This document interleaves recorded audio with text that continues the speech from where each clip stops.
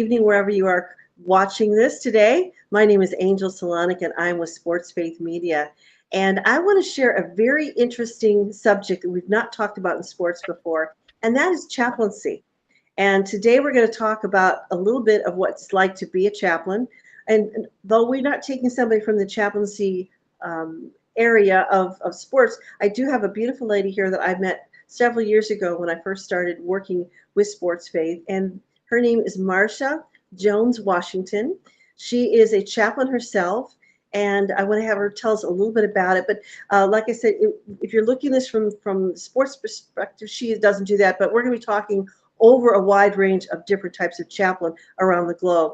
And chaplains serve such an amazing thing. Welcome, Marcia. Thank you so much for being here today. Thank you for inviting me to take part in this. God bless you. And I'm very happy to be here. And I just want to say real quick, I've taken off my glasses only because of the glare. It is not for vanity reasons, but the glare was a bit distracting. So yeah, just glad to be here today. Thank you. So what I wanted to ask you, and you and I had a wonderful conversation. I feel like every time we get on the phone, we just have some amazing center around God, and we pray together. You're one of my favorite people. I have to let you know that. But I want to talk a little bit about chaplaincy. And last year, I was able to attend a Women of Chaplaincy conference in Pennsylvania, and I absolutely loved it. It was near Harrisburg. We were out in the middle of these beautiful woods, and despite the rain, we still had a beautiful time. Learning so many different things about women of faith around the globe. So chaplaincy, when I think about chaplaincy, I grew up watching MASH, the old show MASH. And I love Father Mulcahy. He was my favorite character. He always managed to make the situation calmer. He'd fix things or whatever. And he was an amazing man. And he had to play through a lot of different representations of faith. So the chaplaincy is a word that we talk about. We think about hospitals, maybe police departments. But please tell me, so what is chaplaincy? And tell me a little bit about what you do. Yes, yeah, you're right. In terms of chaplaincy, sometimes people do just think of it in terms of maybe hospital chaplains or even military chaplains. But after I had gone back to school and gotten my master's degree, I was maybe around 55 at the time. But once I did that, I actually took some additional training as well. There was like a week of training I did through an organization. But one of the best definitions I heard of a chaplain was said there when the person shared that a chaplain is a minister in the community. And I really liked that because I think for most of us that have gone into chaplaincy, a lot of us, it is because we didn't see ourselves, we wanted to be in ministry, but we didn't see ourselves as being in a church or behind a pulpit.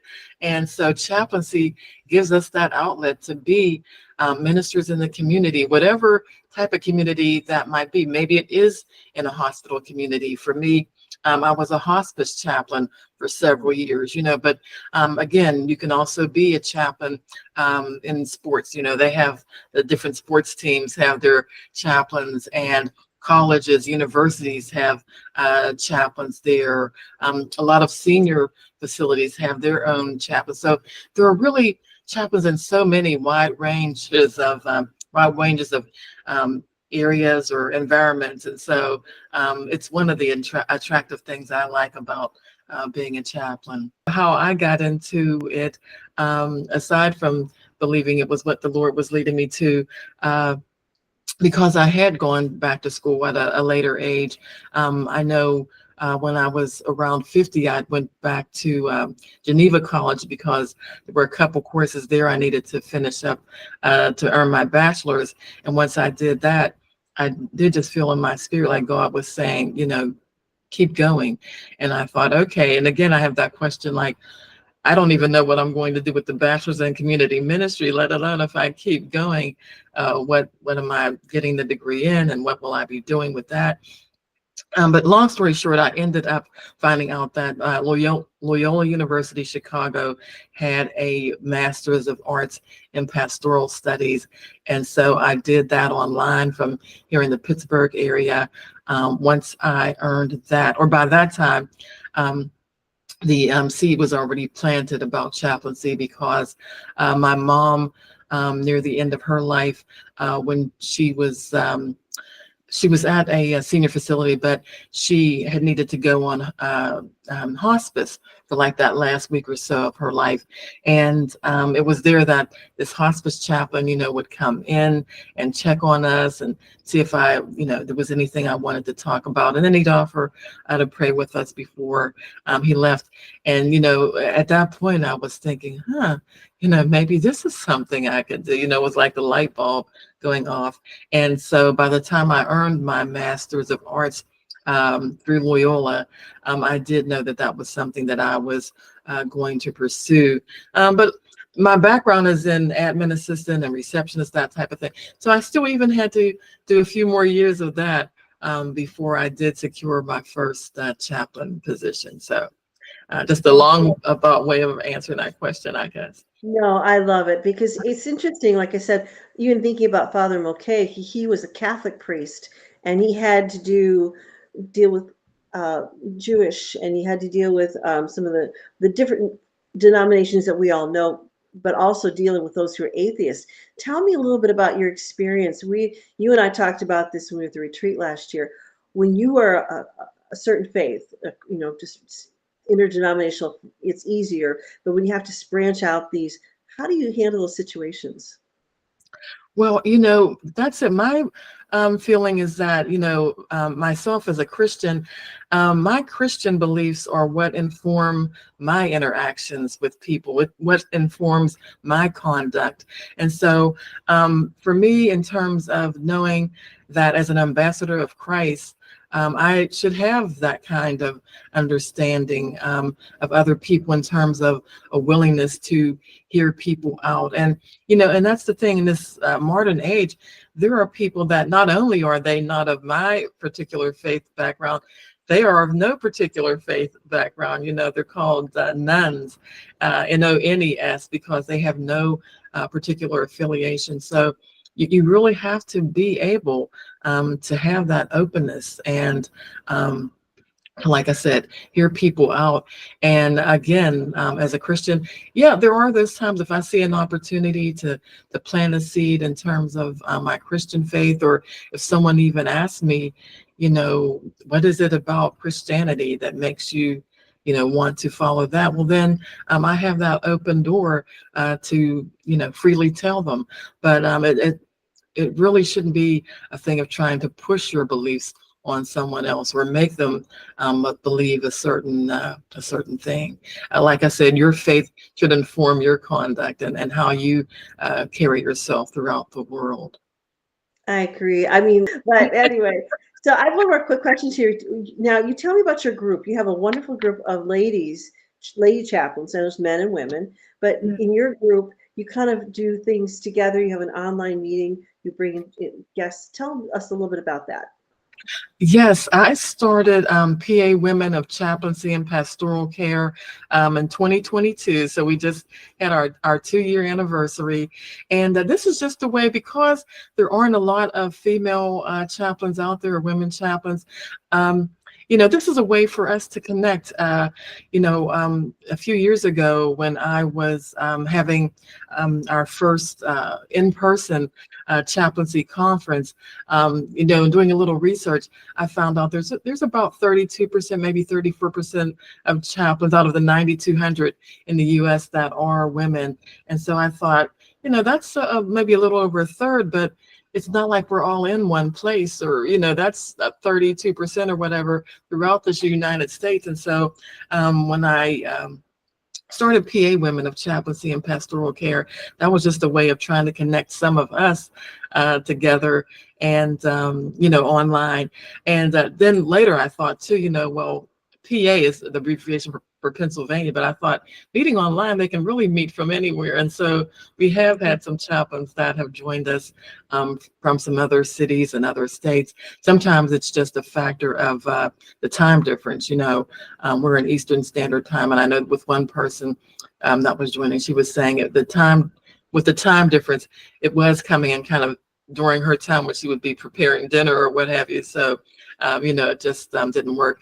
But it's really open to anyone who wants to join us online, any woman that's in chaplaincy and wants to join us in line. And then we have the, like I said, in-person conference. We had our first one last year, which you attended, and you were one of the breakout session speakers. I so appreciated you coming in for that.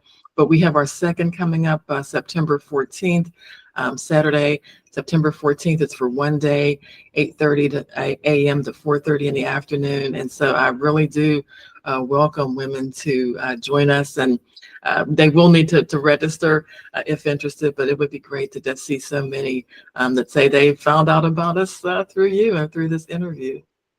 Well, good. Well, hopefully now she and I are not in the same area, obviously, but we're going to put into the comments when you see this, the link you said to the invitation. It is an open invitation. We love to have people come. It's very reasonable. It's a one-day conference, and she can even give you some information about where to stay. It is so worth the trip.